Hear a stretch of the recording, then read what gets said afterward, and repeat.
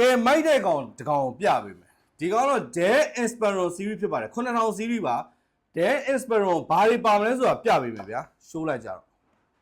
Dell ဒါတော့15.6 မျက်နှာပြင်နဲ့အားရပါတော့မယ် Dell Inspiron series ဖြစ်ပါတယ်ကာလာတော့ Saver လေးဖြစ်ပါတယ်ဗျ Dell Saver လေးပါ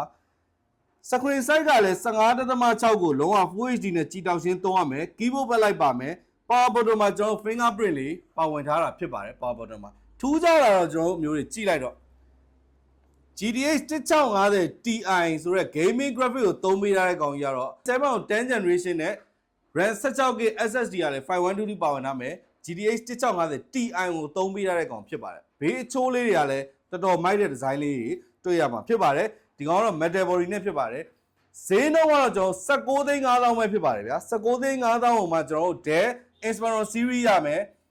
i7 10 generation RAM 16GB နဲ့ SSD 512နဲ့ရမှာဖြစ်ပါတယ်ဘေးမှာဘာတွေပါမလဲဆိုလို့ရှိရင်ကျွန်တော် port လေးတွေ SD card slot ပါမယ်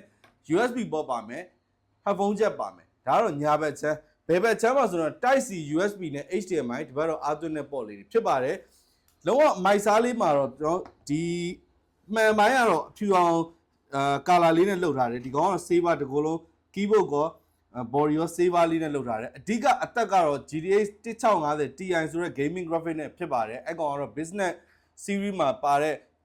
ထူးထူးခြားခြားပါဝင်လာတဲ့ gaming graphic ဖြစ်ပါတယ်ဗောနော်အဲ့ကောင်လေးကတော့19,900မှာလုံးဝလုံးတန်လေးဖြစ်ပါတယ်တစ်လုံးနဲ့ရောက်ပါတယ်ကျွန်တော်ဒီကောင်လေးကိုအာမခံ6လတိတိပေးပြီးရောင်းထားတယ်